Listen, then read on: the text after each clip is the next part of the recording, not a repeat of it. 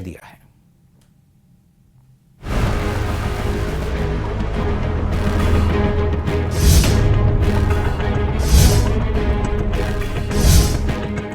सारे लोग मिले हुए हैं, इसलिए इसको ये कार्रवाई नहीं कर रहे। इतने दिन गुजरने के बाद में भी पेपर अभी निरस्त नहीं किया गया है।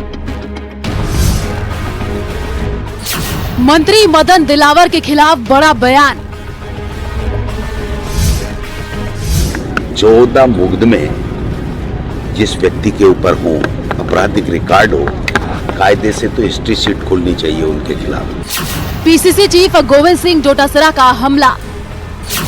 मदन दिलावर को डोटासरा ने बताया हिस्ट्री शीटर। ऐसे व्यक्ति को शिक्षा मंत्री बना करके आरएसएस और भारतीय जनता पार्टी ने अपनी मानसिकता का परिचय दिया है।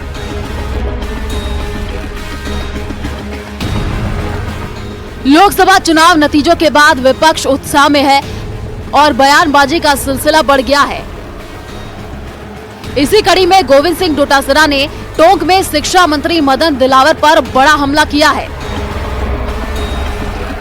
गोविंद सिंह डोटासरा ने मदन दिलावर को हिस्ट्री शीटर बताया है। 14 मुकदमे जिस व्यक्ति के ऊपर हो, आपराधिक रिकॉर्ड हो, कायदे से तो हिस्ट्री शीट खोलनी चाहिए उनके खिलाफ।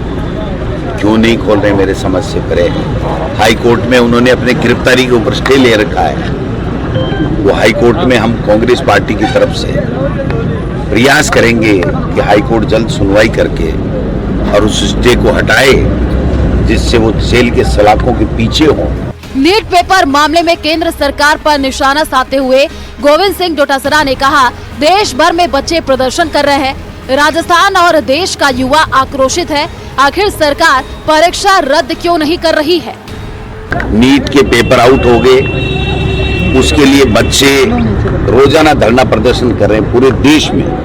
इन्हीं के अलायंस के जो बिहार की सरकार चल रही है, वहां पर उनका उप मुख्यमंत्री कह रहा है सीबीआई को जांच देती, 2-2 एफआईआर सीबीआई को देती तो फिर बच क्या गया।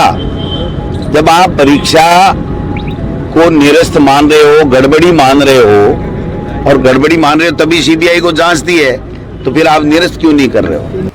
मौका था जयपुर से कोटा जाते वक्त टोंक में रुकने का। इस दौरान कांग्रेस कार्यकर्ताओं ने उनका जोरदार स्वागत किया। इस दौरान 5 सीटों पर उपचुनाव के मुद्दे पर उन्होंने सभी सीटों पर जीत का दावा किया। 5 जो सीटें हैं वो इंडिया अलायंस की है, 5 सीटें। तो मैं समझता हूं कि हम 5 सीटें जीतेंगे। हमने कांग्रेस के संगठन को मजबूत करने के लिए कल एक कमेटियां बना दी हैं। कांग्रेस के संगठन को वहां पर ब्लॉक, बूथ, मंडल लेवल उसके ऊपर मजबूत करेंगे, नए लोगों को जोड़ेंगे। बयानबाजी का सिलसिला जारी है। विपक्ष सरकार को बिजली, पानी और सुरक्षा के मुद्दे पर घेर रहा है। इसी बीच डोटासरा का शिक्षा मंत्री मदन दिलावर को हिस्ट्री शीटर सियासत को गरमा सकता है। अब देखना यह होगा कि इन आरोपों का सत्ता पक्ष किस अंदाज में जवाब देता है। टोंक से न्यूज़ 18 राजस्थान के लिए दौलत पारिक की रिपोर्ट। मुख्यमंत्री भजनलाल शर्मा के 27 जून को प्रस्तावित झुंझुनू दौरे की तैयारियों को लेकर अविनाश गहलोत ने आज पार्टी कार्यकर्ताओं की एक बैठक ली और मीटिंग में बीजेपी प्रदेश उपाध्यक्ष मुकेश दाधीच, प्रदेश महामंत्री संतोष अहलावत, जिलाध्यक्ष बनवारी सैनी समेत कई नेता मौजूद रहे। इस मौके पर सामाजिक न्याय एवं अधिकारिता मंत्री अविनाश गहलोत ने कहा कि जिस तरह पीएम मोदी ने एक बटन दबाकर हजारों करोड़ रुपए की किसान सम्मान निधि किसानों के खाते में पहुंचाई थी, उसी तरह चुनाव में किए गए वायदे को पूरा करने के लिए सीएम भजनलाल शर्मा प्रदेश के करीब 81 लाख पेंशनर्स के खाते में एक बटन दबाकर बढ़ी हुई पेंशन राशि पहुंचाएंगे। इसके 2 दिन बाद ही बढ़ी हुई किसान सम्मान निधि भी किसानों को दी जाएगी।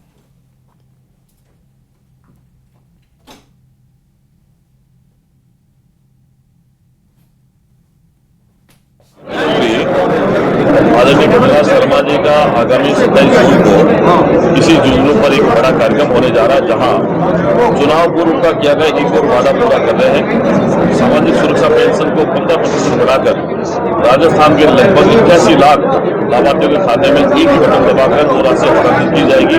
इसलिए झुंझुनू की वीरों की धरती को उन्होंने चुना है कि झुंझुनू की धरती से ये कार्यक्रम पूरे राजस्थान में होगा और लगभग 81 लाख लोगों को पेंशन की राशि वितरित की जाएगी। और इससे पहले राजसमंद पहुंचे सीएम भजनलाल शर्मा का अगरिया हेलीपैड पर स्वागत किया गया। राजसमंद विधायक दीप्ति माहेश्वरी ने उनका स्वागत किया। सीएम विधायक सुरेंद्र सिंह राठौर निवास के लिए रवाना हुए। तो तस्वीरें में आप देख सकते हैं मुख्यमंत्री भजनलाल शर्मा राजसमंद हेलीपैड पर वहां पर पहुंचे और इस दौरान अगरिया हेलीपैड पर उनका जोरदार स्वागत किया गया। बीजेपी कार्यकर्ताओं की तरफ से, स्थानीय लोगों की तरफ से राजसमंद विधायक दीप्ति माहेश्वरी ने उनका स्वागत किया। सीएम विधायक सुरेंद्र सिंह राठौड़ के निवास के लिए यहां से फिर रवाना हुए।